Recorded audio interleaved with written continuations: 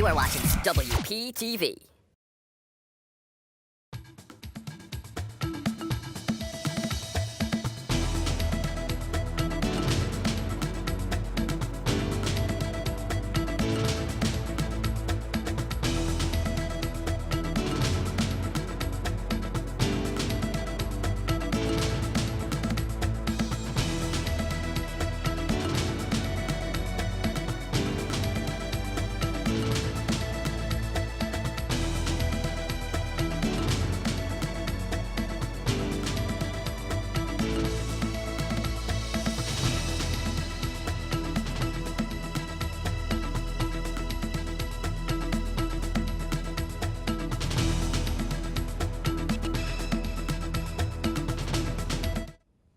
Last week, we actually reported on Google naming a new VP for an unnamed project, but now we officially have a name.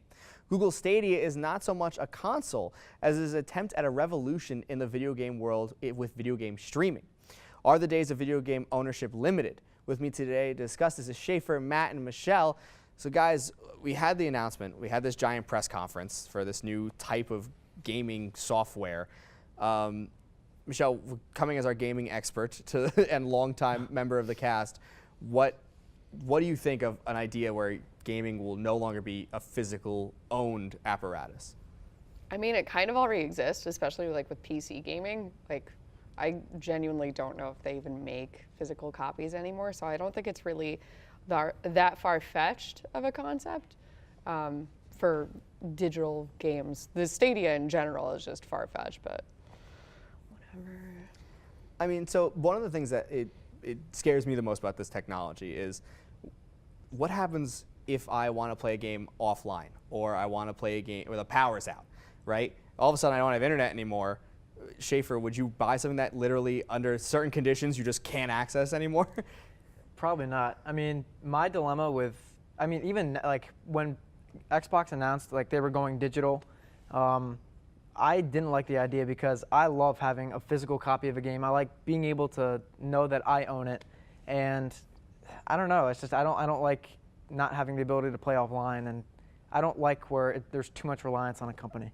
You know, going off of what you just said, I mean, the idea of ownership. I mean, in the new Google Stadia world, there will be no ownership. You are essentially renting this game permanently from them. They have the right to take it away at any moment.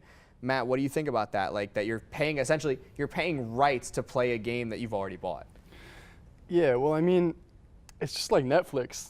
I mean, you're paying for the right to watch those movies and watch those shows, and if your membership ends and you can't watch them anymore. I mean, I don't really like that philosophy in terms of games.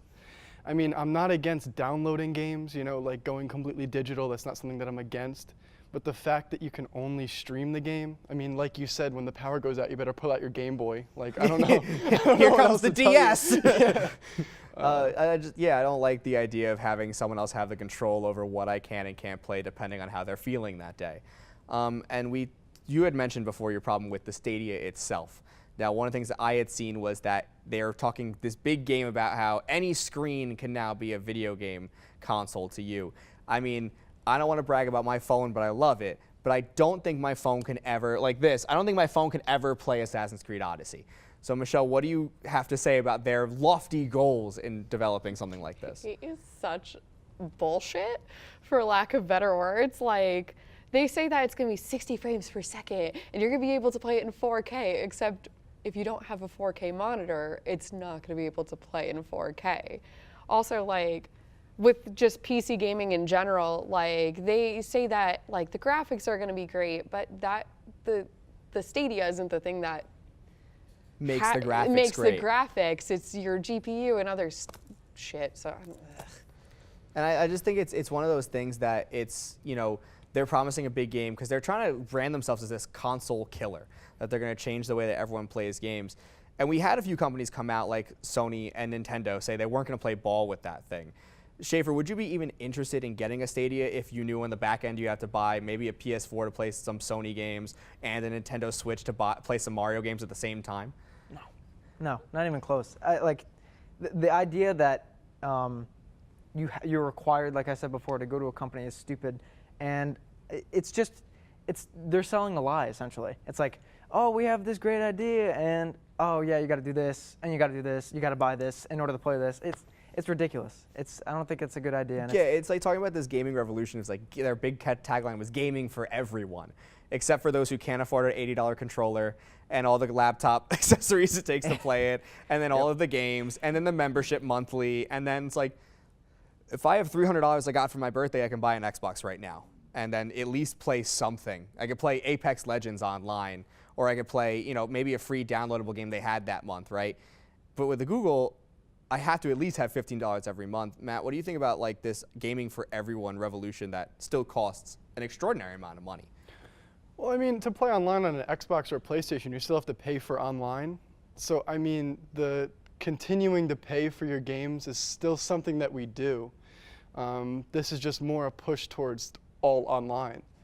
So, I mean, I don't really know about all that. It's just like buying a new console that you're going to have to keep paying for anyway, you know? So it's essentially doing the same thing, just in a different form. But I don't know, I'm just not for it. Yeah, and one of the last questions I have is something that I thought about immediately when I saw this presentation. They only showed AAA titles. So they showed Assassin's Creed, and they showed Battlefield 5. So like these games that already come from companies that have money. They neglected to say anything about indie developers. So, you know, in an indie developer world, when you make a really good game for a small budget and you sell a lot of it, you get a percentage of every sale back to you. Now in this new streaming-only world where only Google currently owns your game, you get a lump sum. Is that going to kill the indie development market and you're only going to see a few games come out every year because they're the ones who can afford to make it? Probably, right? Yeah, I mean, Like, just because when you look into the specifics of like pitching a video game, it costs like, it's not just like $100. It's literally like to start $25 or $25,000, which a lot of, I just feel like Google would charge more than that because they can, or they just wouldn't even know these indie companies exist, so they wouldn't even give them the chance. yeah, and I feel like it's detrimental to us making new games like Apex that came out of nowhere, that was, you know, not done by an indie publisher because it was EA, but done by someone that was, you know, kind of just like, I have this idea floating around. We should push it in the new streaming-only world. That may not be an opportunity for them because even if the game is free, I got to pay $15 every month I want to look at it. So it may be a negative thing going forward. Well, for me personally, I will always want to own my own games and always have a physical collection because that's fun to have. But one thing that won't change is that we'll be breaking down the trailer for Toy Story 4 next.